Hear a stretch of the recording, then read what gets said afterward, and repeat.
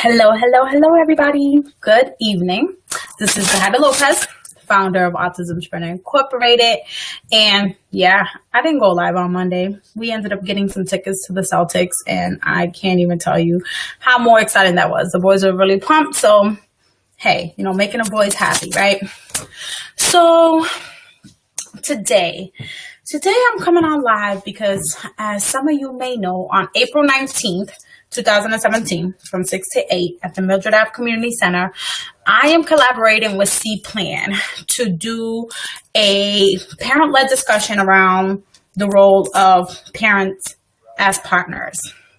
So today I'm coming on live because I have a question for you guys, and I'm wondering what your taking is. I started a poll on our Facebook discussion group, and it seems like the survey is saying something, but I'm curious to know what you guys have to say. So my question is, who assumes responsibility for the academic and social emotional well-being of a unique learner?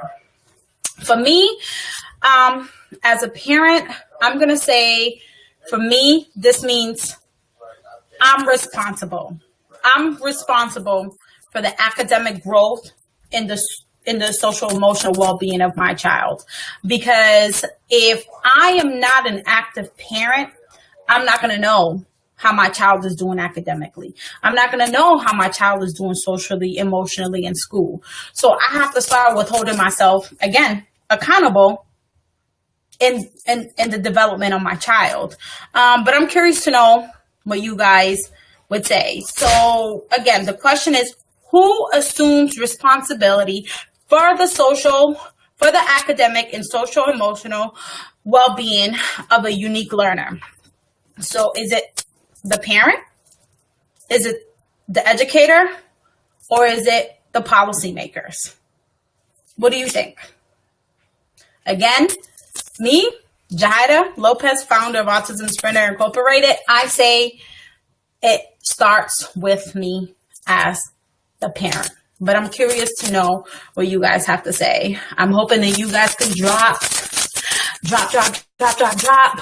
some of those, what you think, who is ultimately responsible for the academic growth and the social emotional development and well-being of a unique learner. And I'm hoping that some of you guys will, share your post something, ask a question. But again, I'm ultimately leaving this for you because you can replay this video after this if you're not able to catch it now. And I'm hoping that if you can't post something now, I'm going to come back and I'm going to see, because we do have a lot of followers and a lot of our followers are parents, and I want to hear your voice. Your voice is instrumental. It's powerful in the growth of your child, developmentally wise, academically wise, and also the social emotional development of your child. So again, the question is, who assumes the responsibility for the academic growth and social emotional well-being of a unique learner? That's your child, my child, your student, my child, the person you service, my child. So I'm curious to know. And again, to me, I am going to say, I as a parent have to assume that responsibility. And I do see someone here someone posted, however, in my opinion,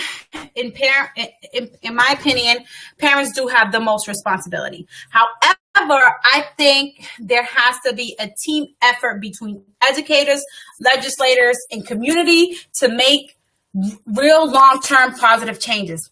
And that has to be one of the best posts that is coming from one of the Autism Sprinter members, one of our board members at Autism Sprinter. And I appreciate that because, yeah, as a parent, it starts with me. But if you think of the scope of the whole thing, we all have to work together. That is the reason why on April 19, 2017, from 6 to 8 at the Mildred Ave Community Center, I'm at a PAN, C-Plan, and Autism Sprinter is bringing to you a parent-led discussion to see what your role as a parent to become partners with your child's educators, with your legislators, with your service providers, and what does that look like? How can we come together to make sure that the academic growth and the social emotional well-being of our unique learners are being accommodated appropriately? And with parents being involved in that discussion and lead that discussion, I think it's helpful and it's instrumental to allow people to understand where we're coming from, the life that we live.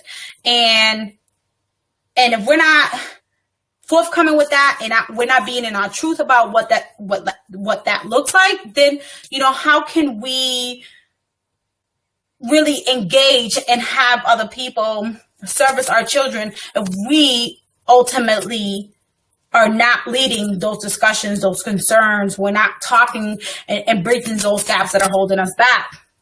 But I think, that's awesome. With me, it starts at home. And then from there, if I know what that looks like for me in my household, because for me, most importantly, I have to understand, one, what that autism and ADHD diagnosis means for my family. Not what's in the book, not what the criterias are, not what research and all this other stuff, but what it means in my house, right?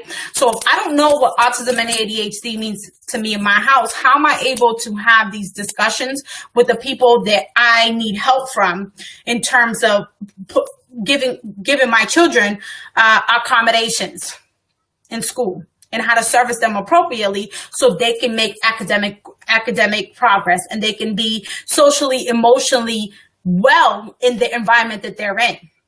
And most importantly, how are policymakers going to know how to create policies or change policies if I'm not able to tell them what autism and ADHD looks like for me in my house?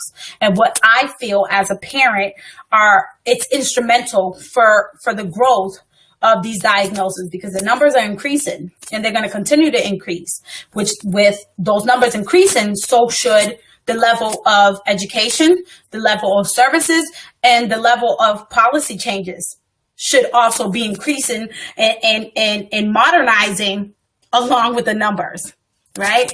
And so, again, this is our question, and we're looking forward to, hearing more of you.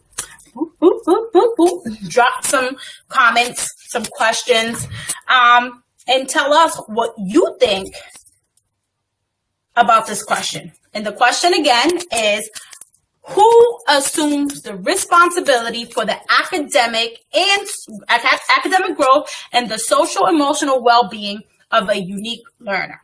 I'm looking forward to hearing some of your comments. Drop them down. And if you're in our Facebook discussion group, again, we started a poll, and the survey is looking really, is looking very interesting.